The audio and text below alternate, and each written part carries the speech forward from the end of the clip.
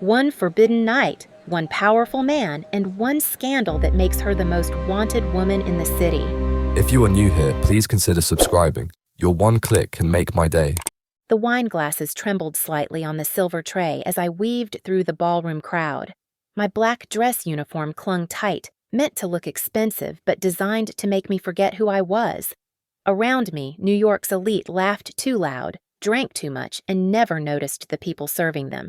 This was the Stratton Foundation Gala. Old money, new corruption, and more hidden power plays than a courtroom drama. I offered a polite nod to no one in particular. Being invisible had become a kind of survival. I adjusted my grip on the tray, forcing my shoulders back like they didn't ache from the last 6 hours. The heels were part of the uniform. Elegance is expectation, the hotel manager had said. I called it cruelty. As I passed the main bar, the scent of truffle oil and overpriced champagne filled my lungs. Chloe's hospital bill sat folded in my locker upstairs like a bomb. I needed tonight's tip share. I needed rent. I needed to keep moving, because standing still meant thinking, and thinking hurt worse. Maya caught me just before I passed the silent auction table. "VIP request upstairs," she whispered. "Miller wants you." I stiffened. The upper lounge was for the kind of guests who didn't want to be seen, where curtains stayed closed and bodyguards wore earpieces. I nodded, masking my nerves. No one said no to a VIP pull, especially not staff on hourly pay. I cut through the crowd toward the grand staircase, tray tucked tight to my chest. My reflection flashed in the gold-framed mirror. Tired eyes, fake smile, game face on. At the top of the stairs, a suited man stood beside the frosted glass door. Not security, something colder. He didn't speak, just opened the door and stepped aside. Inside, the lounge was dim. Smoke hung low, thick with cigar and something spicier. Jazz played from a vintage turntable in the corner, a haunting trumpet tracing the walls. I counted 4 men, 3 seated, 1 standing near the fireplace, back to the room. The kind of stillness that made your skin crawl. Something told me the real danger wasn't seated, it was the one watching the fire. No one looked at me when I entered, not right away. I moved like I belonged, because hesitation gets you noticed. I delivered drinks to the table, careful not to spill. A man with silver at his temples murmured thanks without looking up. Another counted poker chips without glancing my way. "The third?" He looked right at me. Dark hair, olive skin, eyes like oil on water, shiny, unreadable. He studied me too long. The fireplace man hadn't moved. I turned to leave. "You," said a voice behind me, smooth as broken glass. My body froze before my brain processed. The voice wasn't loud, but it didn't need to be. It slid under my skin like a blade. I turned slowly. The man by the fire had turned, revealing a face carved from shadows. Late 30s, maybe early 40s. Sharp cheekbones, a mouth built for silence or violence. He wore black on black, no tie, sleeves rolled to the forearms, hands bare, no ring. "What's your name?" he asked. His eyes held mine like they didn't believe in blinking. I swallowed. "Ivy. Ivy Marlowe." He repeated my name like it meant something. Ivy. Slow, measured, like he was deciding if it fit me. "Pretty name." The other men stayed silent, the room bending around him like gravity. "You've worked this gala before?" he asked. I nodded. "Twice." "I remember," he said. But I didn't remember him. Not his face. Not that voice. I'd have remembered. "You can go," he said finally with a dismissive flick of his fingers. But he was still watching me, still holding something in reserve. I turned, heart hammering, and walked straight out. Outside the lounge, the hallway felt colder. I leaned against the wall, forcing air into my lungs. What the hell was that? My hands trembled as I clutched the tray to my chest. That man, whoever he was, radiated danger in the quietest way possible. Not loud or showy. Just absolute. Like nothing could touch him, and if it tried, it wouldn't live long. I didn't know his name, but I knew enough. He wasn't rich. He was powerful. A different currency entirely. one that could buy fear without spending a cent. Maya met me halfway down the stairs. "You okay?" she asked, catching the look on my face. I gave her the fakest smile I could manage. "Fine. Just long night." She didn't push. She never did. We made it back to the main floor just as dessert was being served. I grabbed an empty tray and headed to the kitchen, desperate for distance. But as I passed the mezzanine, I felt it. Eyes on me. I turned my head just enough. He was there, above the crowd, watching. And this time, he smiled. It wasn't a warm smile. It wasn't kind. It was something darker, approval maybe, or curiosity with teeth. I dropped my gaze fast and ducked into the kitchen, heart slamming against my ribs like it wanted out. The stainless steel and fluorescent lights offered no comfort. I set the tray down, leaned on the counter, and told myself to breathe. Just a man, just a guest. Nothing more. But I didn't believe it, because no one else in that building could stop a room by standing still, and no one else smiled like that. By midnight, the ballroom had thinned out. I cleared empty glasses and half-eaten desserts while the string quartet packed up. The air was sticky with perfume and fading ego. Mr. Miller, the floor manager, waved me over. "VIP asked for you," he said under his breath. My stomach turned. "Upstairs?" "No, private car, side entrance." He handed me a black envelope. "You're off the clock." I frowned. "I don't—" "Take it, Ivy." "It's triple your rate that shut me up. Rent was due. Chloe's next treatment was overdue." I took the envelope. The side entrance was quiet, watched by a single man in an earpiece and black suit. He opened the door without a word. Outside, a sleek black town car idled at the curb. The back door opened as I stepped into the night. Inside, behind tinted glass, sat the man from the lounge. "Ms. Marlowe?" he said, like we'd been formally introduced. I hesitated, but the envelope in my hand felt heavy. "You paid for me to come out here?" "I requested you," he corrected. "Payment was just the language they understand." I slid into the seat, every muscle tight. The car smelled like leather, smoke, and something subtle, spice and steel. The man watched me in silence for a few seconds before offering his hand. Luciano Moretti. The name hit like a brick. I'd heard it in whispered stories, in hotel back corridors. The name people didn't say too loud. "I know who you are," I said quietly. His mouth quirked. "I figured." He tapped the glass. The driver pulled away. "Relax, Ivy. If I wanted to hurt you, you'd never have seen me coming." I swallowed hard, unsure if that was meant to reassure me. "Then why am I here?" I asked. "I don't work off hours." "Tonight you do?" He reached into his coat and pulled out a slim folder, placing it between us. "You used to be in med school. Left during your 3rd year. Your sister's diagnosis lined up exactly with your dropout date. My blood went cold. You had me followed?" "I had you vetted," he said calmly. "I don't make personal contact without certainty. And I need someone with your profile." I stared at the folder, untouched. "You're mistaken. I'm not looking for a job. That's not what I'm offering." His tone stayed level, unreadable. "I need someone off-grid. Smart enough to manage sensitive logistics.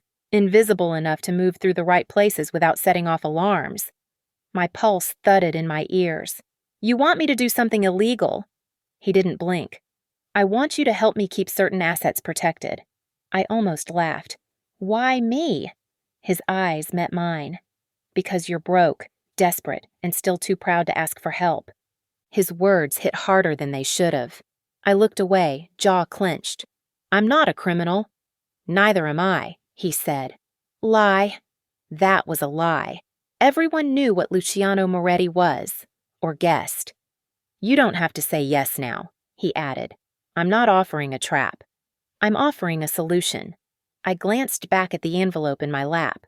"How much is in here?" 10 grand, he said. "For tonight's time. No strings. Just information and a ride home I should have gotten out." Instead, I opened the envelope and stayed. Inside the envelope was a smaller packet, neatly folded cash, a prepaid phone, a handwritten address, and a key. No explanation, just tools. If you're going to walk away, he said, do it now. But if you're going to step in, step all the way. What's at this address? I asked. A safe house, neutral ground. You'll get more details there if you want them. The car slowed as we neared my block. Why not just tell me everything now? He smiled faintly. Because no one makes real decisions at midnight. They only make excuses. The car pulled to the curb outside my apartment. He didn't say another word as I stepped out. The door shut behind me with a soft click, and just like that, the car disappeared down the street like it had never been there. I stood in the dark, key in one hand, envelope in the other, heart hammering against my ribs. $10,000. A stranger's name, a job I hadn't asked for. But the rent was overdue. Chloe's medication was out by Friday, and I was out of time. My apartment was dark, the hallway reeking of weed and despair. Inside, I kicked off the heels and sat on the edge of my bed, envelope open beside me like a wound. 10,000 in crisp hundreds, more than I'd seen at once in my life. I stared at the key, not gold, not ornate, just matte black metal and implications. My phone buzzed, a text from Chloe's nurse. Medication runs out Thursday. Need to talk about options I didn't have any, unless I called a man whose business I shouldn't even understand. Sleep came in fits. My dreams filled with smoke and locked doors and men who didn't blink. By morning, I hadn't made a decision, only a choice not to decide yet. I slipped the key and address into my pocket and told myself I was just going to look, just to see. The address was in Red Hook, deep Brooklyn, the kind of place the city forgot. The cab driver didn't wait. The building was brick, 5 stories, windows all curtained. I found the door that matched the number, slid the key in, turned. Inside, the apartment was spotless, sparse, like a hotel suite with no personality. Neutral colors, simple furniture, and on the kitchen counter, another envelope, this one labeled Ivy. My name, written in block letters. I opened it slowly. Inside was a list, times, dates, a phone number, a note. Observe only. Do not engage. 1 hour. Details to follow. No explanation, no signature. The prepaid phone buzzed a minute later. New message, start tonight. 17th and Bayview, 9 p.m. Roof access. I stood there, note in hand, wondering when exactly I'd stopped walking away. That night, I found the building. Industrial, mostly empty offices, one security guard who didn't look up when I walked past. I took the stairs. 10 flights. My chest burned by the time I reached the roof. The city spread out before me, vast and disinterested. Across the street, another building, shorter. Lit windows. One office in particular. I waited. A man entered, thin, mid-50s, pacing. The prepaid phone buzzed again. You're watching Henry Volkman. He launders money for the Sallow Street crew. Take photos. Leave unseen. My hands shook as I raised the camera. The camera was high-end, too high-end for someone like me. It captured everything. The stacks of documents on Volkman's desk, the men who came and went, the briefcase exchange, all time-stamped, all saved. I stayed crouched behind the rooftop's low wall, hidden by shadows and adrenaline. At exactly 10 p.m., the burner buzzed. Leave. That was it. One word. I slipped back down the stairs, heart thudding like a war drum. No one followed. No one stopped me. Just darkness, rain, and the sudden realization I'd done something real. Something irreversible. Back at the Red Hook apartment, I plugged the camera into the waiting laptop. It auto-uploaded everything. A green progress bar ticked across the screen, followed by a message. Payment received. Good work. Minutes later, a knock. I froze. It wasn't loud, just deliberate. I crept to the peephole. Luciano. Alone. Black coat, damp from rain. His eyes met mine through the glass like he knew I was there. Ivy, he said, calm as ever. Let me in. I opened the door because somehow the danger felt safer than not knowing anything at all. He stepped inside like he owned the place, shedding his coat, scanning the apartment in one glance. You followed instructions. You didn't leave many options, I said, arms crossed. You could have walked, he replied. But you didn't. That tells me everything. He moved closer. Not threatening, just impossible to ignore. How did it feel? He asked. Spying on someone? I hesitated, like I was doing something important. His mouth twitched at that. You were. Volkman's been sloppy. Those images, your work, put a spotlight where we needed one. Tonight mattered. So did his approval. That scared me. Luciano took a seat, uninvited, and loosened his collar. He looked tired, more man than myth. I don't bring outsiders in, he said. Ever. But you? He paused. You don't flinch. You calculate. You survive. I wait tables, I replied. I serve shrimp canapes to billionaires. He shook his head. No, that's what you do. Not who you are. Silence stretched between us, heavy, intimate. You're not afraid of me, he said quietly. I looked him dead in the eye. That's not true. I'm just good at hiding it. He smiled. This time it was real. He didn't stay long. Just enough to leave the sense that something had shifted between us. After he left, I sat in silence, staring at the door. That smile, brief, genuine, nothing like the mask he wore in public, was still burned into my mind. This man was dangerous, yes, but also controlled, strategic, and for some reason, he'd chosen me. I should have felt used. Instead, I felt seen. The burner buzzed again. New message. Stand by for next assignment. I turned off the lights, crawled into bed, and didn't sleep for hours. The second job came 2 nights later. Same drill. A burner message, an address, a time, another rooftop, another camera. Different target. This one younger, mid-30s, flashy suit, cheap swagger. He met with 2 men I didn't recognize.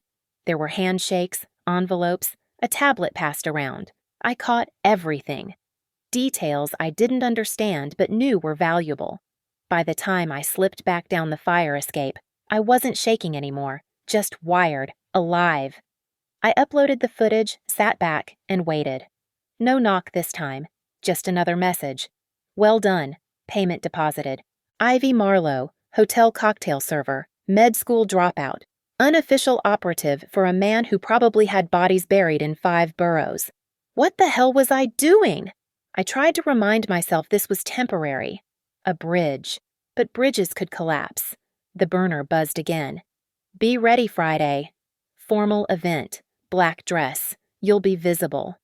My stomach flipped. Visible meant I wasn't watching anymore. I'd be part of something. I texted Maya for shift coverage. Told Chloe I picked up catering work. A lie, but one that bought us both more time. Friday night came fast. The dress waiting in the closet was designer, still tagged, still perfect. Black silk, off-shoulder, fit like it had been measured in a dream. The shoes were sharper than stilettos, the clutch empty except for the burner phone and a new ID card with my name beside a fake catering company logo. I met the driver outside at 7:45. He didn't speak, just opened the door. Inside, of course, was Luciano. He looked at me like he'd already known how I'd show up. You clean up well, he said. You expected me to come, I said. It wasn't a question. No, Luciano replied, but I hoped you would. We didn't speak for the first 10 minutes of the drive. Just silence, the hum of tires, and the weight of choices I hadn't fully made. Finally, he handed me a velvet box. Wear this. Inside, earpiece and mic disguised as a drop earring. You'll be circulating, serving, listening. What am I listening for? Names, deals, anything tied to Vasari Holdings. I nodded slowly. This wasn't just surveillance anymore. It was infiltration. The event was held in an art museum, private rental, closed to the public. Inside, the air reeked of money and manipulation. Wealth wore diamonds, power wore silence. I moved through the crowd with practiced grace, offering champagne, collecting whispers. Through the earpiece, Luciano's voice guided me. Left balcony, group of 3, get closer. His voice was calm, surgical. I did what he said, No questions, no hesitation. I heard things I shouldn't. Stock movements, shipping routes, bribes disguised as donations. I was invisible in heels and silk. No one suspected the waitress. Halfway through the night, I spotted someone who did notice me. A man by the bar, older, sharp suit, sharper smile. He watched me too long. When I brought him a drink, he leaned in. "You're not really with the catering staff, are you?" I froze. "Excuse me?" "Don't worry," he said, swirling his glass. "I have no interest in interfering." "Just curious." He raised a glass in mock salute and turned away. In my ear, Luciano's voice came fast. "Get his name." Now I circled back, heart pounding, smile fixed tight. "Refill, sir?" I asked, channeling poise I didn't feel. He handed over his glass. "You're good at this," he said, "but next time, pick better shoes. You're favoring your left." My stomach dropped. He was trained, possibly armed. "Your name, sir?" I asked, voice sweet. "Tell your boss I said hello," he replied. "He'll remember the voice." He walked away without another word. In my ear, silence. Then, finally, leave the floor. Now I obeyed, weaving through the crowd, pulse like a war drum. I didn't know who that man was, but Luciano did. Back in the town car, Luciano's jaw was set like stone. He didn't speak until the driver pulled into motion.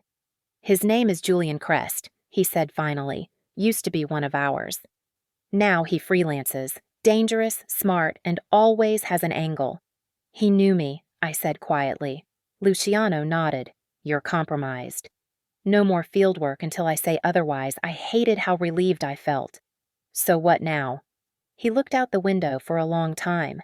"Now, I figure out who tipped him off. Someone inside's talking, and I need them silent." That night, I didn't go back to my place. Luciano took me to another safe house, this one in Midtown, overlooking the river.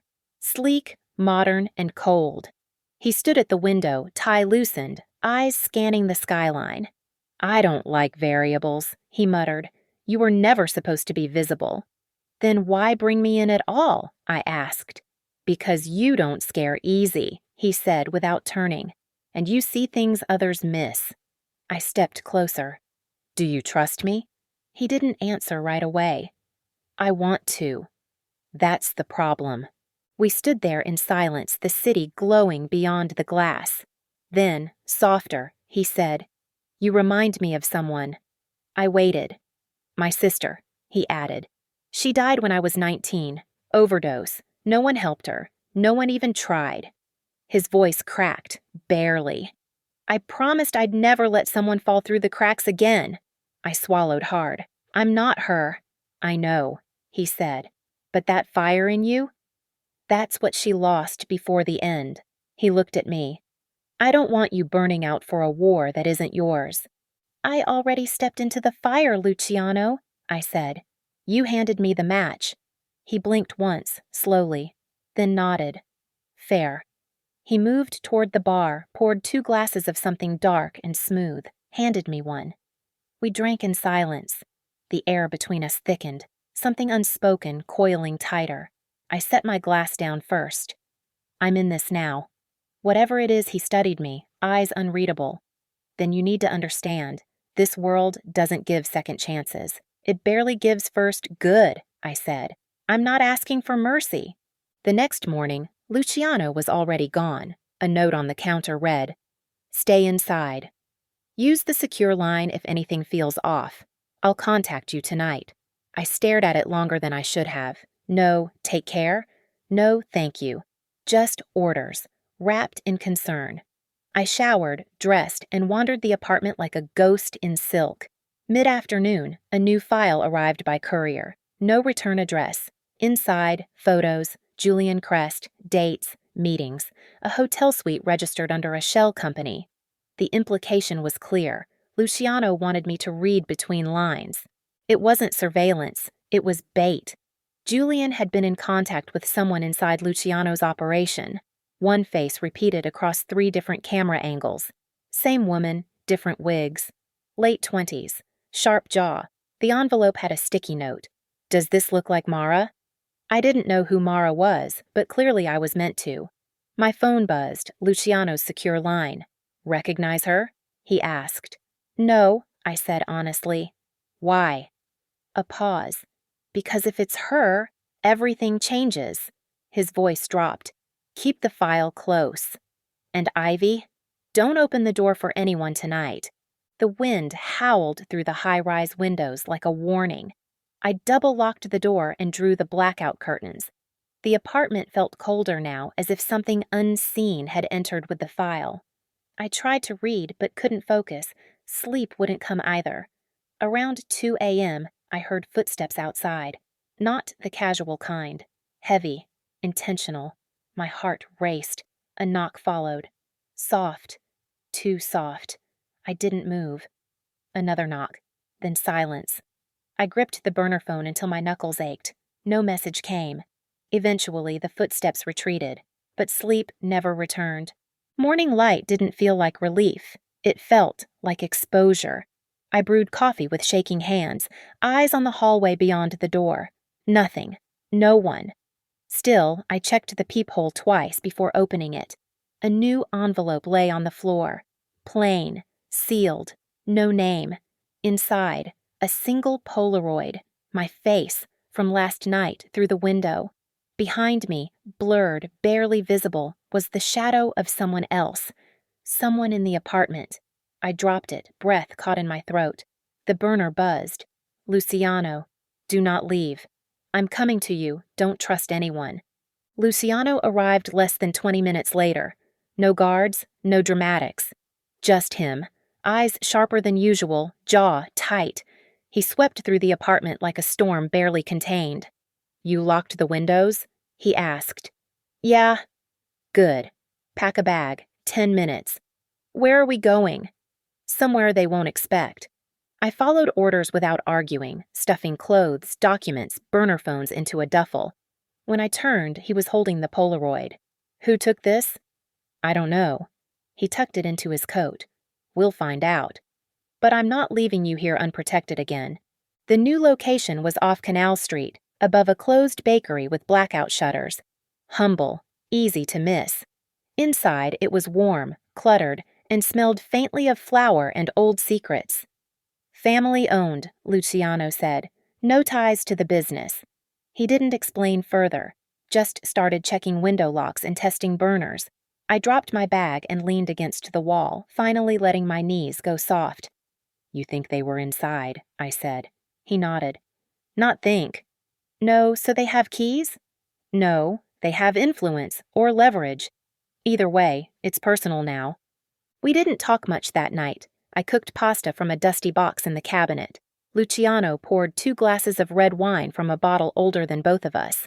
When we finally sat down to eat, I realized it was the first time we'd shared something that resembled a meal. Not business, not surveillance, just food, normalcy in disguise. "Do you ever miss it?" I asked. "What?" "A normal life." He watched the steam rise from his bowl. "I don't remember what that is." Then he added, "But tonight, almost." After dinner, he cleared the plates without being asked. I stood in the doorway, watching him rinse dishes with sleeves rolled, movements precise. "You clean like a guy who used to get yelled at for missing spots," I said. He glanced over his shoulder. "My mother ran a kitchen like a military unit. You scrubbed or starved," I smiled, unexpected. "And now you run an empire." Same logic, bigger consequences. He dried his hands and looked at me, serious again. "We're not safe here forever, but for tonight, you can rest. I'll watch." I didn't sleep right away. I lay on the couch, staring at the ceiling, listening to Luciano's footsteps pace the floor above. He was making rounds, checking windows, verifying locks, resetting whatever routine let him sleep at night. At some point, I dozed off. When I opened my eyes again, he was sitting across from me, still dressed, a pistol resting on the table beside him. "You stayed up all night?" I asked. He shrugged. "Didn't feel like dreaming." I sat up slowly. "You think they'll come back?" "No," he said. "They never left." The next week passed in fragments, moved between safe houses, briefings, whispers over burner lines. I became part of the machinery, trusted enough to carry sealed documents, anonymous enough to disappear afterward. Luciano and I barely spoke unless it mattered, but the space between us kept tightening. At night, he'd sit close, not touching, not talking, just there, like he couldn't fall asleep unless I was breathing near him. Something unspoken stretched between us, a fragile, dangerous thread neither of us dared pull, until the night I touched his hand and he didn't pull away. The touch was small, just fingers brushing knuckles, but it landed like thunder. Luciano didn't move for a long time. Then he turned his hand over, let mine settle in his palm. "You shouldn't," he said quietly. "You told me not to lie," I replied. His thumb traced a slow line across my wrist. Every breath felt louder. "This changes things," he said. "Not if we're careful," I whispered. "Nothing about us is careful," he murmured. Then he leaned in, slowly, like I might disappear. When our lips met, it was war and surrender. His kiss wasn't hesitant, it was deliberate. Like everything he did, controlled, intense, dangerous. I kissed him back with all the fear and fire that had been building for weeks. When we finally broke apart, he rested his forehead against mine. "We don't get normal," he said. "We don't get safe." "Then we take what we can," I replied. He kissed me again, softer this time, like it might be the last. And maybe it would be, because in this world, nothing stayed whole. Especially not people. Especially not people like us. The morning after felt heavier than it should have. We didn't speak about the kiss, but everything between us had changed. Every glance held weight. Every brush of hands sparked something we didn't have time to explore. Luciano took a call near the window, tense voice, clipped words, and a name I didn't recognize, Grayson Tate. He hung up and said only, "We have to move." No explanation, just urgency. I packed in 5 minutes. He drove us in silence, eyes locked on the road like looking away meant losing something permanent.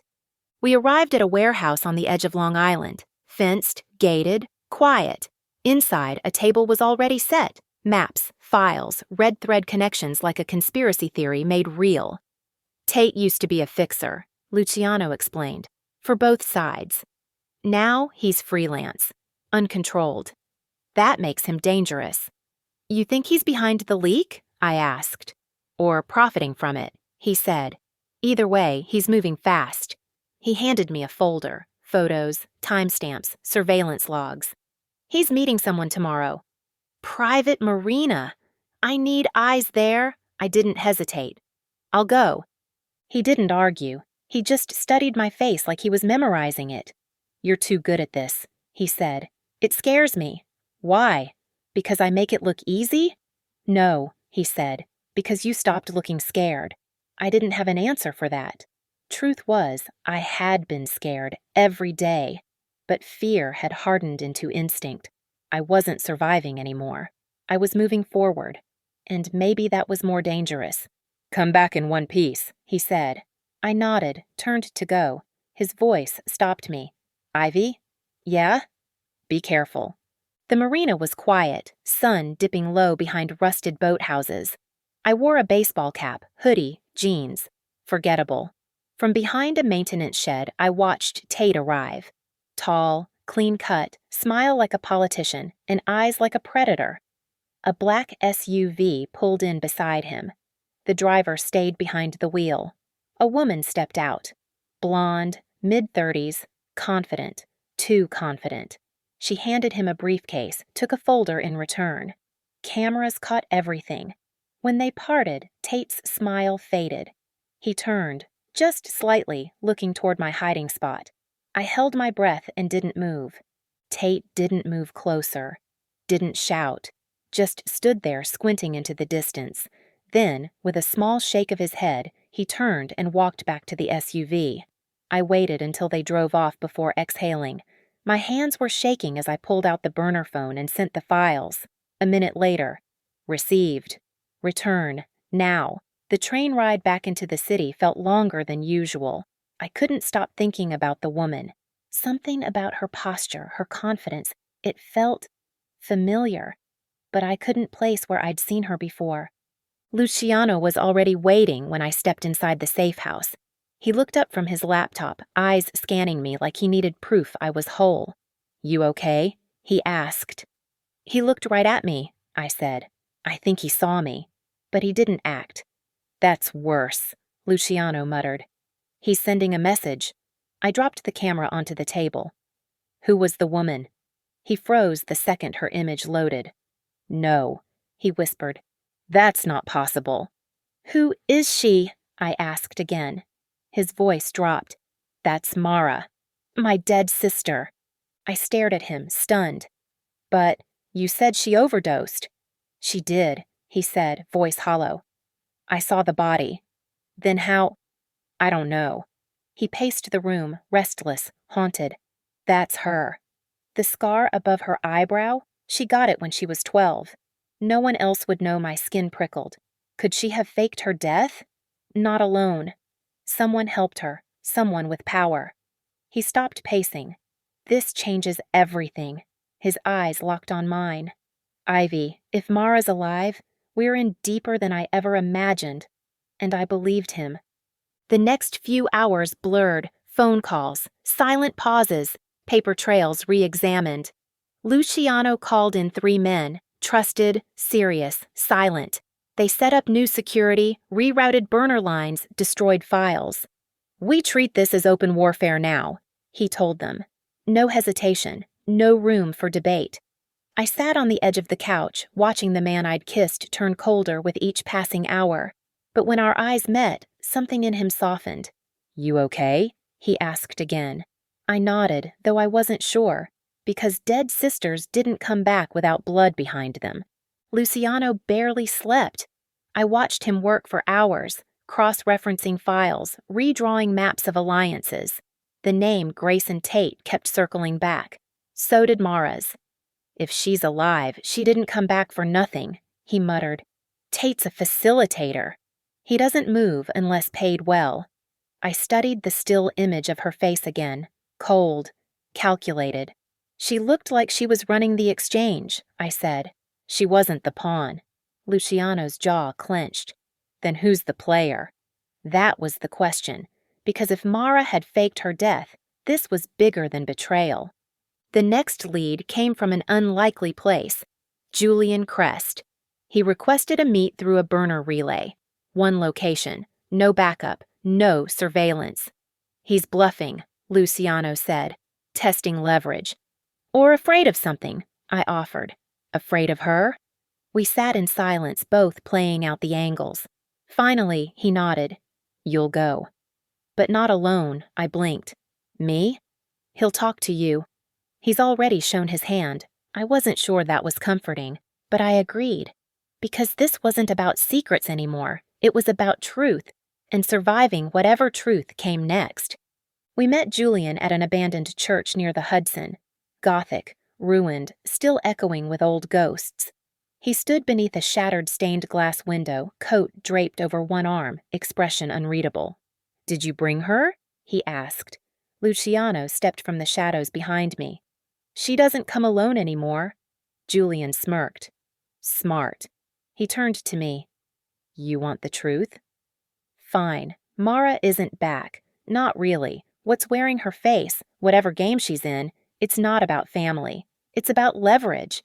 And Tate's just her middleman." I asked, "Then what's the end game?" Julian's smile faded. "War." "What kind of war?" Luciano asked, stepping closer. "The kind you can't buy your way out of," Julian said. "This thing's global. Corporate holdings, offshore accounts, tech firms laundering cartel money. Mara's just the face. The brain's something else. Something darker." He tossed a flash drive onto the pew. "Everything I have. And now I'm out." "You're never out," Luciano said. Julian looked tired. "Then I'll run until I stop." He glanced at me. "Careful, Ivy. You think you're in control, but you're already part of the board." Then he walked out, alone. The ride back was quiet. Luciano held the flash drive in one hand like it might bite. "We can't use this until it's decrypted," he said finally. "And we can't trust anyone inside the network to do it." "Then we go outside," I said. He looked at me. "That's a risk." "So is everything else." For the first time, he didn't argue.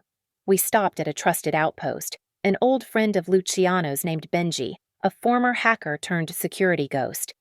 "If this gets me killed," Benji said, sliding in the drive, "you owe me a drink."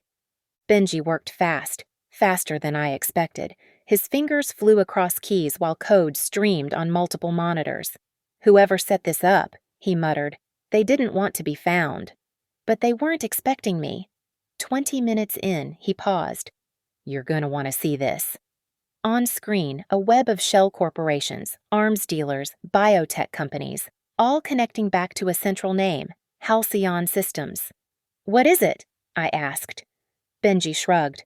"Front company, military-grade software, surveillance, weaponization." Luciano stepped closer. "Mara's working with them?" "No," Benji said. "She's running point." Luciano went still. "Mara's not just a face. She's the entry point." "Into what?" I asked. "Into government contracts, digital weapons, intelligence laundering, everything dirty that hides behind flags." My mouth went dry. "And you think she came back to finish what she started?" "No," Luciano said.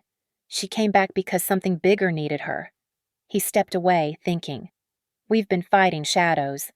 But she is the shadow. If we don't move first, we won't move at all." I looked at Benji. "Can you trace where she'll be next?" "I can try," he said. "But it'll burn." Burn it did. As Benji cracked the last firewall, a system alert screamed across his screen. "They know we're in." The lights flickered. Phones buzzed.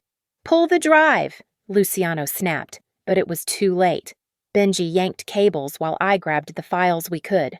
Seconds later, a black SUV pulled up outside. "Go!" Luciano shouted. We bolted through the back, smoke already curling under the door. Someone had triggered an auto wipe, complete with incendiary backup. The outpost exploded behind us as we ran. All we had now was what we carried, and each other. We didn't stop running until we reached an underground parking structure 4 blocks away. Luciano slammed the trunk on a decoy vehicle and dropped into the driver's seat. I climbed in beside him, heart still racing, lungs raw from smoke. "You okay?" he asked, glancing sideways. "Ask me when we're not on fire," I said. He almost smiled. Tires screeched as we pulled out. I clutched the salvaged files like they were sacred. "Where now?" I asked. "We go dark," he said. "They just declared war." "And we're the only ones who know it." The new safe house was rural, upstate, woods thick enough to disappear in. A farmhouse abandoned and quiet, with creaky floors and boarded windows. Luciano moved like a man possessed, securing perimeters, rigging alarms, setting traps. I watched him from the porch as dusk fell, wondering what kind of man prepares for battle in silence. "You think she knows we're still alive?" I asked. "Mara always knows," he said. "That's her gift. And her curse. So what's yours?" He paused. "Surviving things no one should." Then added, "And now, apparently, trusting you more than myself." We set up a makeshift command center in the farmhouse's attic. Laptops, burner phones, the remaining drive fragments spread across an old poker table. "This won't hold long," Luciano said. "But it'll buy us time." I nodded. "Then we use every second." We worked side by side into the night, analyzing, piecing, decoding. At one point, I caught him watching me, something unspoken in his eyes. "What?" I asked. He shook his head. "You're not the same girl I met in that ballroom." "Neither are you." His gaze dropped. "Good. She wouldn't have survived this." The rain started sometime around 3 a.m., soft at first, then relentless. It drummed against the roof like a warning. I stood by the window, watching shadows move between trees. "We're not alone," I whispered. Luciano was beside me instantly, gun already drawn. "Where?" "There," I pointed. A flicker, just enough. He motioned for silence, crept toward the back door. I followed, adrenaline drowning out fear. Outside, the cold hit hard, wet leaves, mud, silence. Then, footsteps, not ours. We weren't alone, and whoever was out there wasn't here to talk. The moon cut through the trees in slivers, lighting just enough to feel hunted. Luciano signaled for me to stay low. We moved through the brush, quiet, slow, trained. Then a rustle, too close. He turned just as the figure stepped out, gun raised. "Drop it," Luciano ordered. The man hesitated, young, wired with panic. "I'm not here to fight," he said.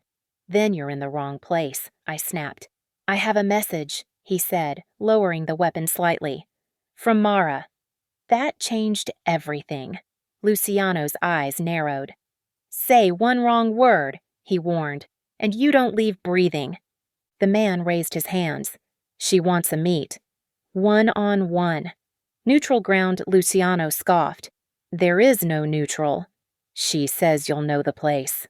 The greenhouse, I saw Luciano flinch, just barely. "She said you'd come, if you still remembered." He looked away for a second, then nodded once. "Tell her I'll be there." "Alone." "No," I said instantly. "You're not walking into that blind." "I don't have a choice," he said. "Yes, you do." "Bring me." He studied me, conflict hard in his expression. "If I take you, Ivy, this becomes something else."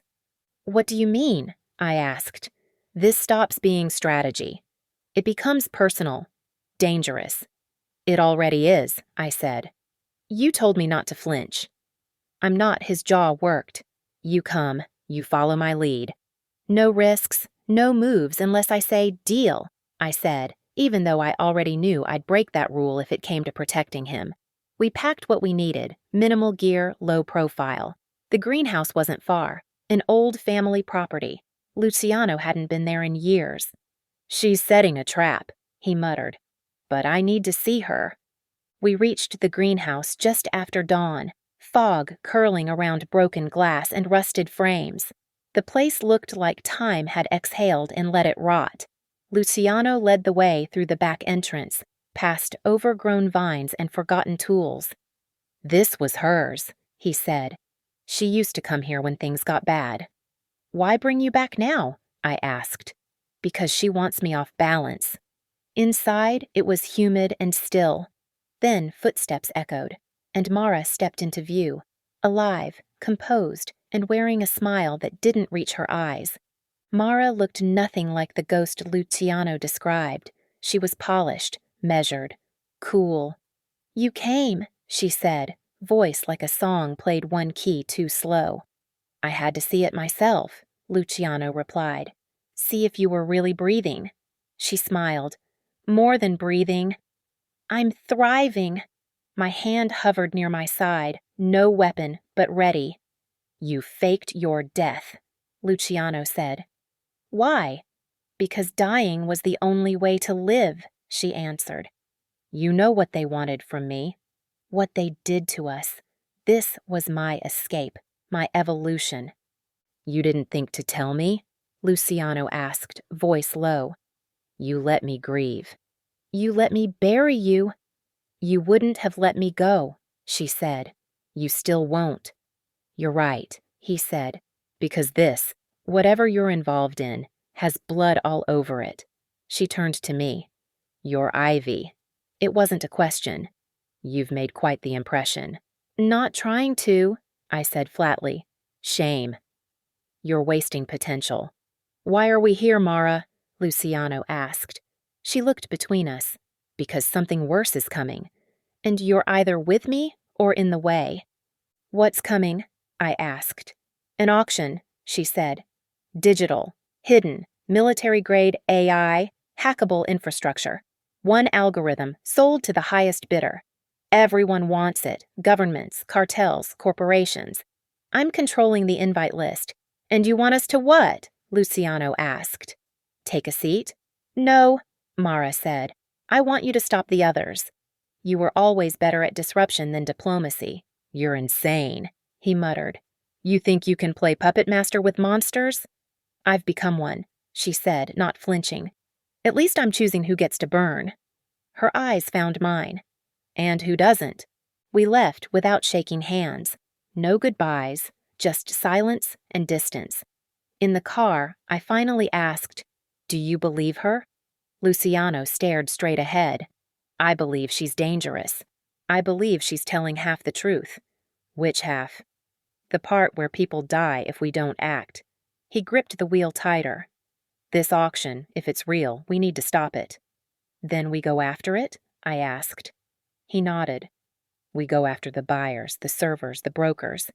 We burn it down before it ever opens." "And her?" I asked. His silence was answer enough. We drove straight to the city, no stops, no sleep. Luciano made calls the whole way, looping in trusted ghosts from old days. "We need locations," he said. "Buyers, servers, anything tied to this auction." By the time we reached the edge of Manhattan, a plan was forming. I took notes, tracked names, flagged offshore shell accounts. One address kept repeating, an office complex in Jersey run by a fake logistics firm. "That's the relay site," Luciano said, "where the auction servers are mirrored." "So we crash it?" I asked. "No," he said. "We erase it." Benji met us in a parking garage with new gear, EMP units, signal jammers, tactical maps. "This isn't just risky," he warned. "It's suicide." "That's why we go in silent," Luciano replied. "No blood. No noise." "You're not killers?" Benji asked, half smiling. "Only when we have to be," I said. We suited up in blackout gear, communication lines encrypted. The plan was clean. I'd enter as a courier with a forged badge, plant the disruptor, buy time. Luciano and Benji would breach the relay room once systems dropped. No alarms, no mistakes, one shot. The building looked ordinary, concrete, glass, disinterest. Security nodded as I entered, badge scanned clean. I moved fast, purposefully, like I belonged. In my bag, the device hummed. The floor was slick with silence, just low fluorescent lights and humming servers. I found the network room, keyed in the copied access code, and stepped inside. Cold air, blinking lights, quiet danger. I set the device under the main console. Timer, 10 minutes, no sound, no blinking, just red text, active. I stepped out, heart hammering. Message sent to Luciano. "It's live. Move." From my earpiece. "Copy." We're in, then silence. I made my way back toward the elevator, trying to look bored. Normal. But something shifted. Energy, pressure, instinct. A man in a gray suit stepped off the elevator, too sharp, too calm. Our eyes met. "Lost?" he asked.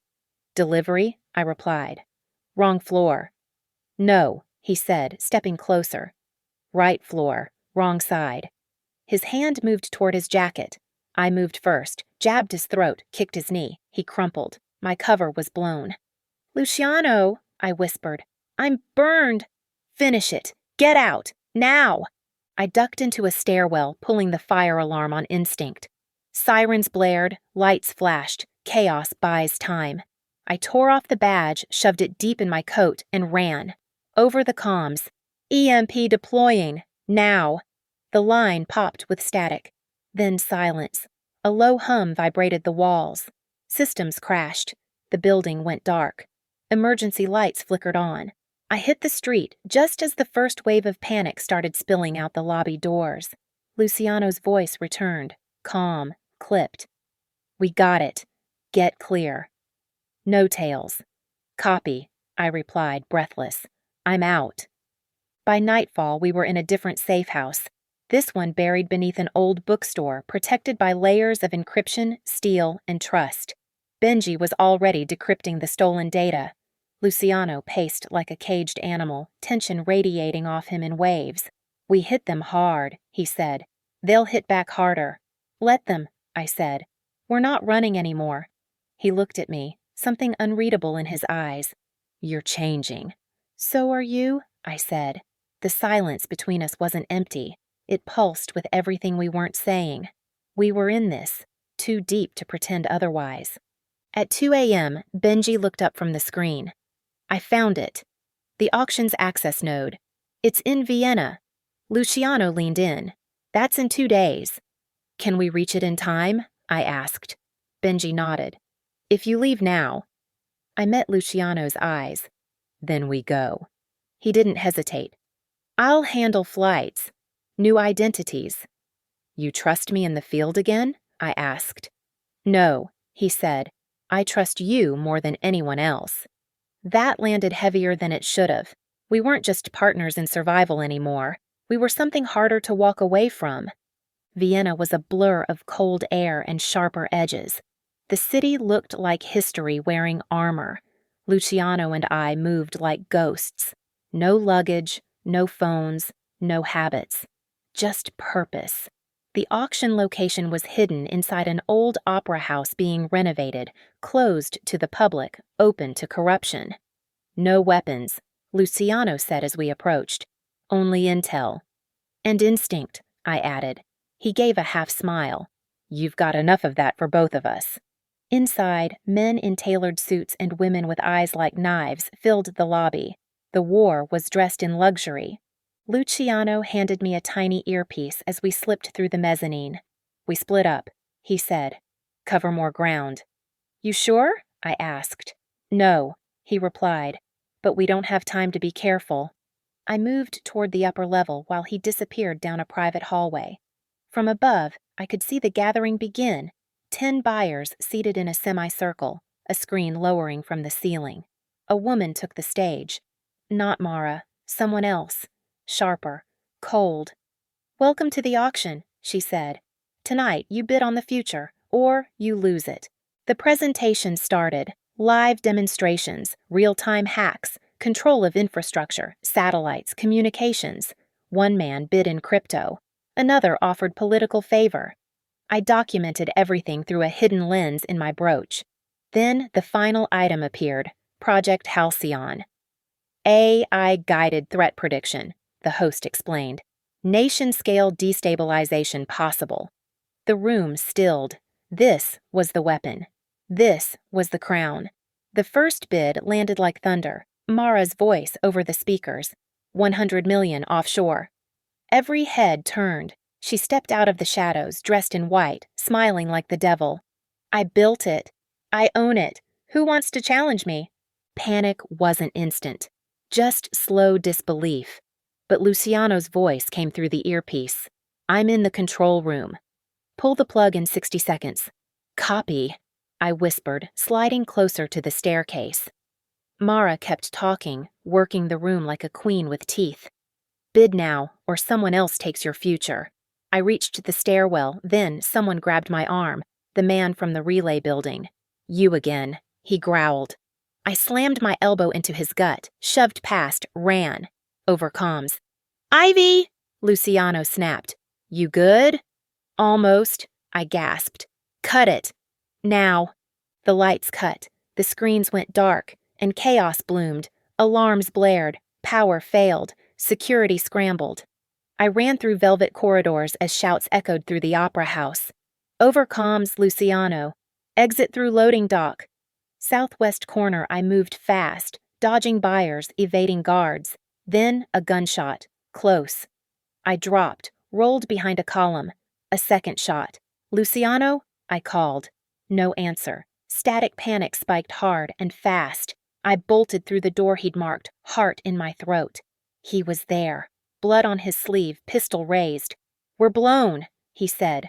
Move. Now.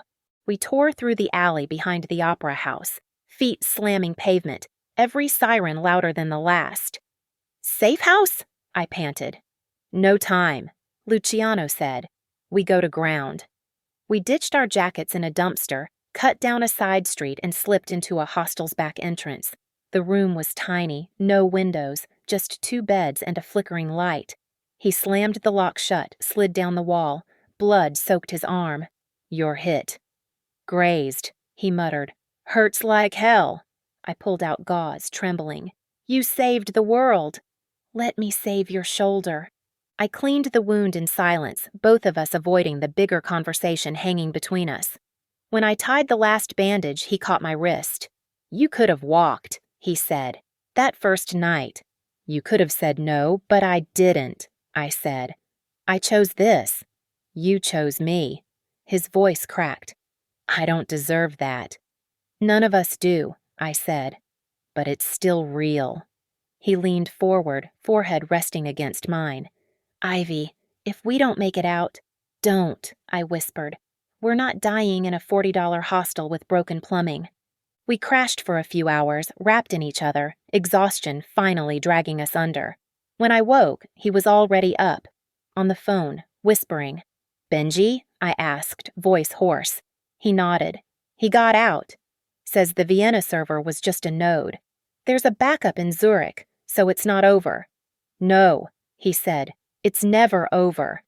I stood, stretched, ready. Then we keep moving. You're sure? He asked. You've already given up everything. No, I said. I've finally found something worth losing. He didn't answer, just handed me a burner phone. Then we fight. Zurich was colder, cleaner, meaner beneath the surface. We landed under aliases, moved like ghosts. The last server was inside a corporate vault, triple locked, off-grid, only accessed by biometric match.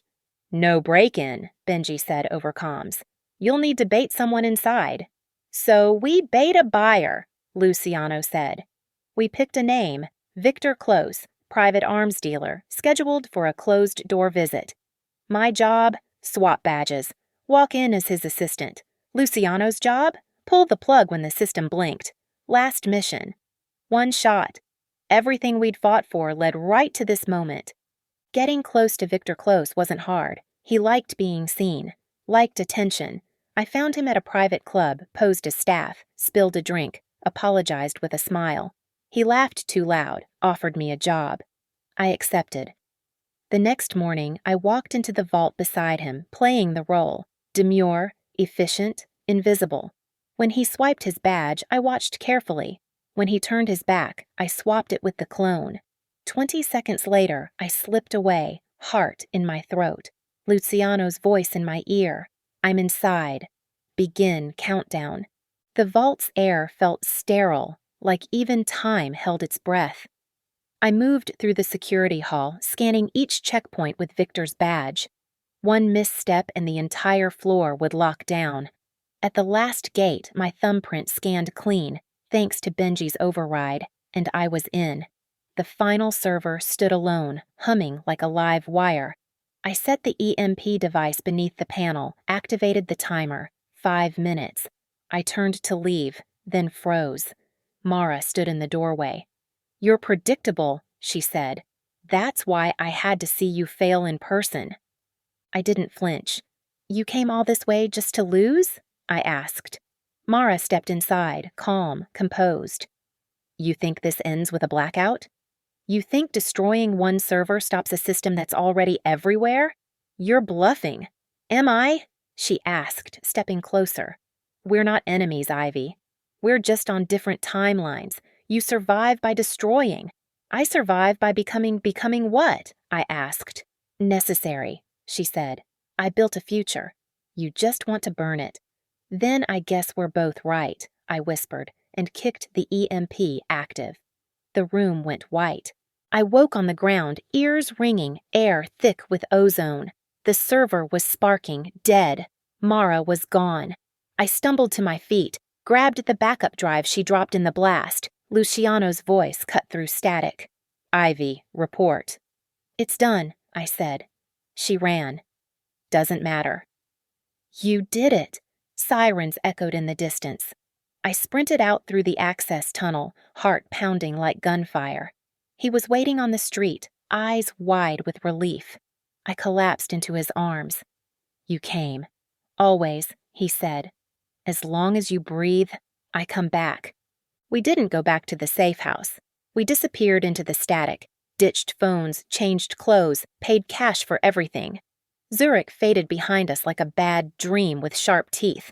On a train to nowhere, I stared out the window as snow fell sideways. Luciano sat beside me, silent, bruised, alive.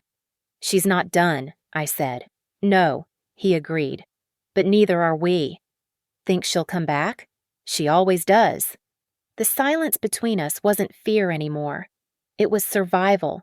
Earned, scarred, and real. We won this round, I whispered. That's enough for today.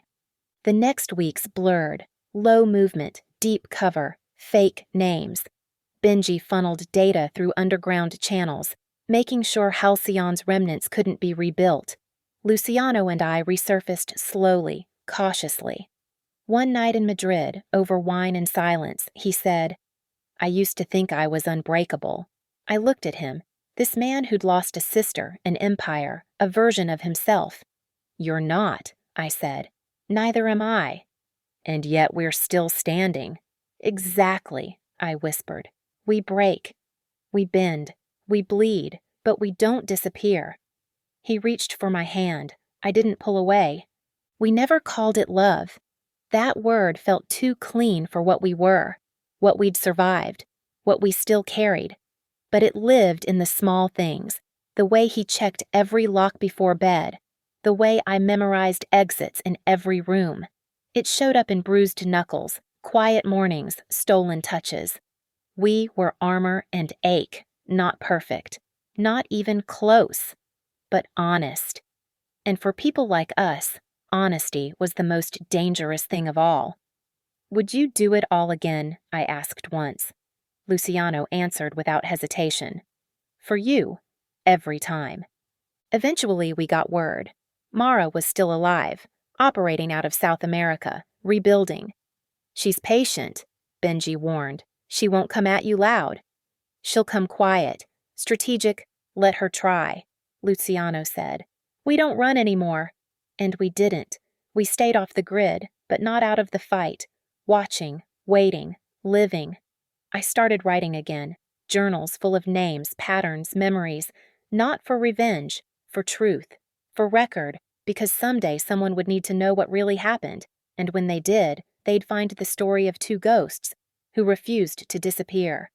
Spring came late that year. We were in Lisbon, living above a bakery that smelled like sugar and secrets. Luciano fixed old radios in the mornings, drank espresso like it was ritual. I walked the hills, sketching places no one remembered. We weren't safe, but we weren't hunted either. One day I asked him, if you could go back, would you change anything?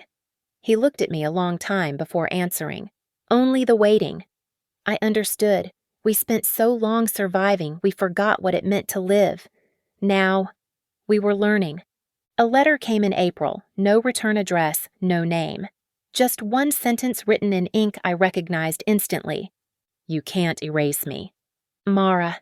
I showed it to Luciano. He didn't flinch, just burned it over the stove and said, Then we won't try. What do we do? I asked. We stay ready. We didn't hide, we trained, we listened. But we also danced some nights. We made love without fear. We built something real in a world that wasn't. And every morning we woke up breathing was another day she didn't win. Some nights I dreamed of that first ballroom, the shimmer, the heat, the lie that started it all. I used to wonder who I'd be if I hadn't said yes, if I'd walked away. But now I knew the truth. That version of me wouldn't have lasted. She was soft, curious, untested. The woman I became? She didn't beg for peace. She carved it out, inch by inch, and in Luciano I didn't find rescue. I found a mirror, damaged, relentless, loyal. And for the first time in my life, I felt unshakably seen. On the anniversary of the Vienna burn, we left flowers on a nameless grave, one of many we owed. Luciano said a name under his breath I didn't recognize, someone he lost long before me. I didn't ask. Some ghosts deserved silence. We stood there for a long time, saying nothing, just letting the wind pass through us like memory.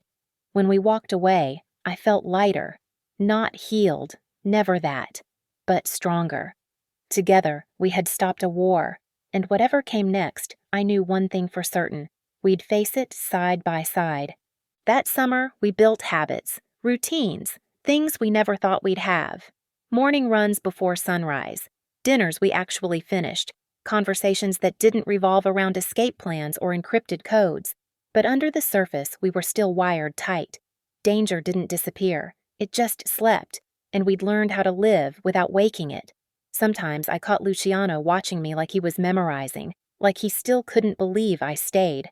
"Why me?" I asked once. He didn't blink.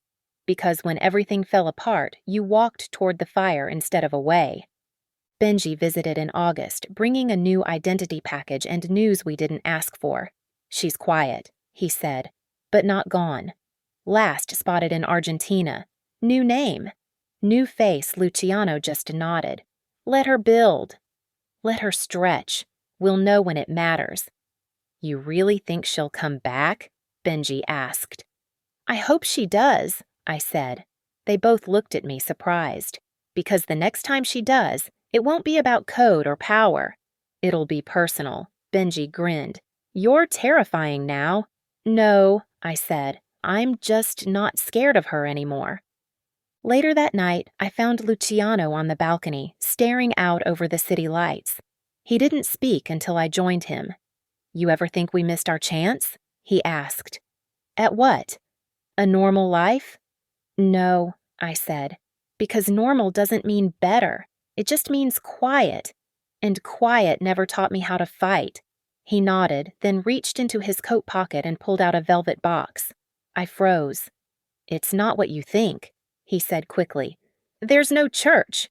No audience. Just this moment. Just us." I opened the box. My breath caught. Inside was a ring. Simple, dark metal. No stone. Nothing flashy. Just solid. Like him. "It's not a promise," he said. "It's a choice. Mine. Yours. Every day we stay alive, we choose again."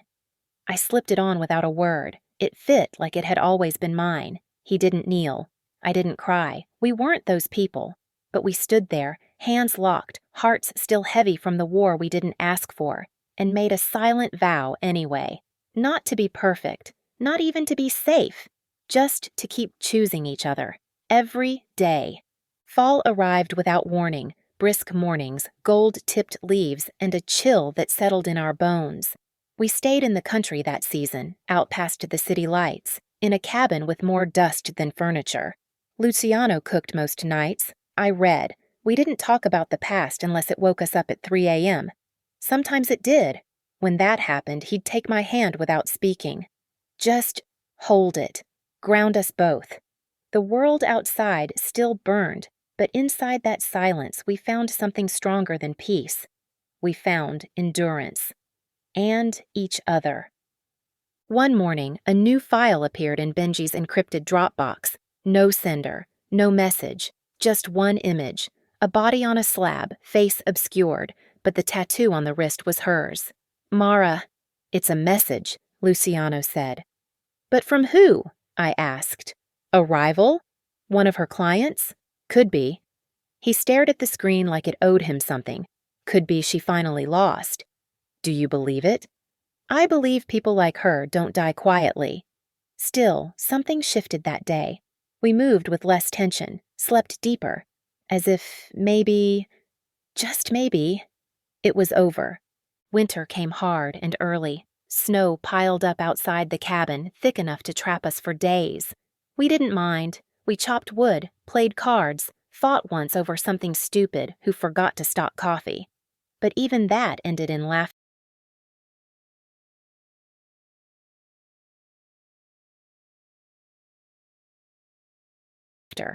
One night, wrapped in blankets by the fire, I asked, "If they never come for us again, what do we do?" Luciano didn't answer right away. Then, "We stay ready." "But we live. And if they do?" "Then we fight." Like always, I smiled. "Good answer." He kissed my forehead. "I've had a good teacher." Eventually, the snow thawed. Spring crept back in. Birds returned. So did old scars. I found a notebook one morning, my own, one I hadn't touched in months. I flipped through pages filled with chaos, loss, names I couldn't forget. But then I found the last page, blank, waiting. I picked up a pen and wrote, "We lived." No epilogue, no summary, just truth. Because that was all we ever wanted. Not victory, not revenge, just survival. And maybe someday someone would read it and understand that even in the darkest places, Some stories don't end. They begin again. We moved south as summer returned, slowly, without urgency. No mission, no tale, just time. I learned how he liked his coffee. He learned I talked in my sleep. We stopped flinching when doors slammed. The weight we'd carried for so long began to feel like part of us, not something to escape. And sometimes, in the middle of the night, I'd wake to find him watching me. No fear in his eyes, just awe. Like he still couldn't believe we got out. And I'd smile every time, just to remind him we did. A year passed. We stopped counting. Life didn't look like peace. It wasn't quiet or easy. But it was ours. We stayed moving, never in one place too long, a habit we couldn't break. But we made friends. We learned how to cook things we couldn't pronounce. We started taking photos. For the first time, we had pictures that weren't surveillance or fake passports. Just us, laughing, living. I kept writing, not code, not intel, just stories. Fiction, mostly. But everyone carried a little truth. And one day maybe the world would be ready for it. We never saw Mara again. Not in shadows, not in rumors, just silence. It was possible she was gone, or hiding, or reborn as someone else. But that part didn't matter anymore. The war she started didn't define us. It never had. We were more than the files we stole or the lives we saved. We were more than the ghosts we buried. Luciano used to say, "I was forged in fire." I'd always reply, "So was I." But now I think we were wrong. We weren't forged. We were freed. By surviving it together. There's no neat ending, no last explosion, no slow-motion kiss under fireworks. That's not how real stories end. Real stories taper. They soften. They shift into the quiet, into the mornings where no one's hunting you, into days where trust isn't a gamble. It's a given. That's where we are now. Somewhere between danger and peace, between history and future. Luciano still checks the locks twice. I still memorize exits, but we laugh more now, sleep easier. And every day we make the same choice. To stay, to fight if needed, but mostly to live.